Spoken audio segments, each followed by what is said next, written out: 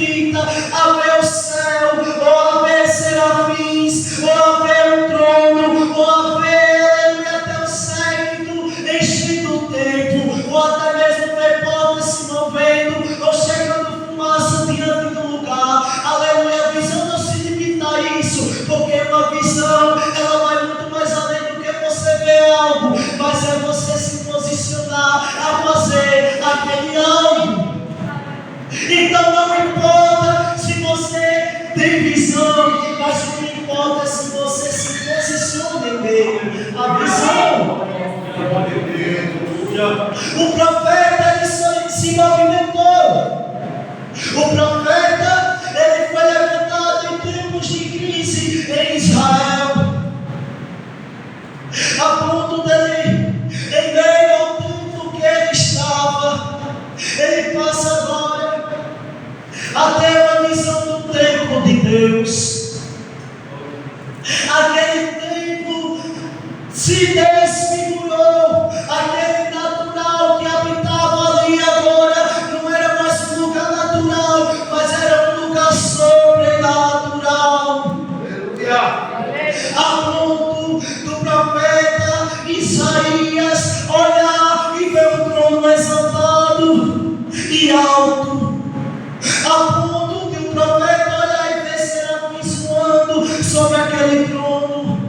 Os serafins, o profeta, ele dá a demonstração que ele tinha 6 asas, as 2 cobriam o rosto, 2 voavam e 2 cobriam os pés, 2 cobriam o rosto. Por quê?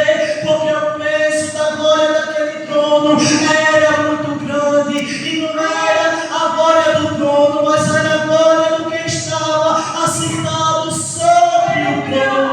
Aleluia! Porque há uma diferença quando você senta em um lugar, mas aquela presença gloriosa, ela estava sobre o trono. Aleluia! Glória a Deus! Porque eles tinham asas para cobrir rostos, porque o peso da glória era muito grande, porque eles tinham 2 asas para sobrevoar, para voar, porque naquele lugar a glória era tão grande que não se podia chegar perto. Aleluia, glória a Deus! E porque eles tinham 2 asas sobre os pés, porque, aleluia, era sinônimo de submissão, aleluia, sinônimo de, aleluia, glória a Deus, de respeitar, aleluia, pois eles sabiam que tinha alguém maior do que eles. As 2 asas dos pés simboliza, aleluia, submissão. Eles eram submissos àquele que estava sobre o trono. Mas perceba agora a visão do profeta Isaías, a observar serafins, a observar, aleluia, um trono. E ele dá a demonstração, se você for ler na sua Bíblia, a palavra Senhor está com S maiúsculo, simbolizando que ele viu o próprio Deus. Então, a visão de Isaías não se possibilitou a um trono ou a serafins, mas em ver o próprio Deus. E você pergunta, pregador, o que a igreja atual tem perdido hoje? A esperança de ver Deus. Você pode chegar para muitas pessoas hoje na igreja e perguntar, você tem esperança que Deus vai voltar? Muitos vão se colocar na posição de inconstante. Muitos vão se colocar na posição que não sabem. Muitos podem até dizer, eu não sei o dia, eu não sei a hora, mas estão vivendo todos os dias como se ele não fosse voltar. Aleluia, glória a Deus. Mas Isaías, ele nos dá um exemplo. Se posicione em meio às crises para viver, aleluia, o extraordinário de Deus. Se posicione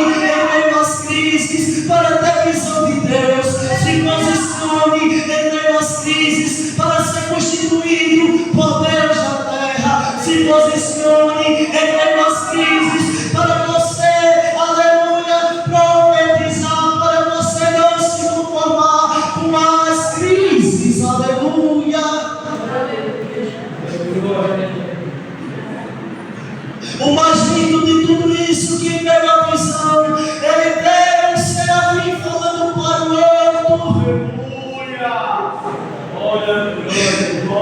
O que está sobrando, ele é santo. Percebe os serafins voando em volta do trono, e uns dizendo para o outro: aquele que está ali, ele é santo, santo, santo.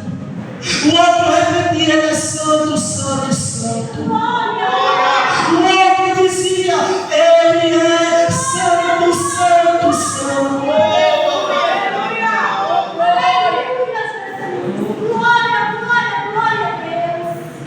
Santo é o Senhor dos exércitos. Por que Senhor dos exércitos? Porque, aleluia, quando Israel vencia a batalha, não era glória trazida para Israel, porque quando as pessoas davam testemunho, diziam que o Senhor, aleluia, Deus dos hebreus, dava o livramento. Meu irmão, aqueles povos, quando iam guerrear contra Israel, já iam temendo, sabendo que iriam perder a batalha. Por quê? Porque o Senhor dos exércitos estava com eles.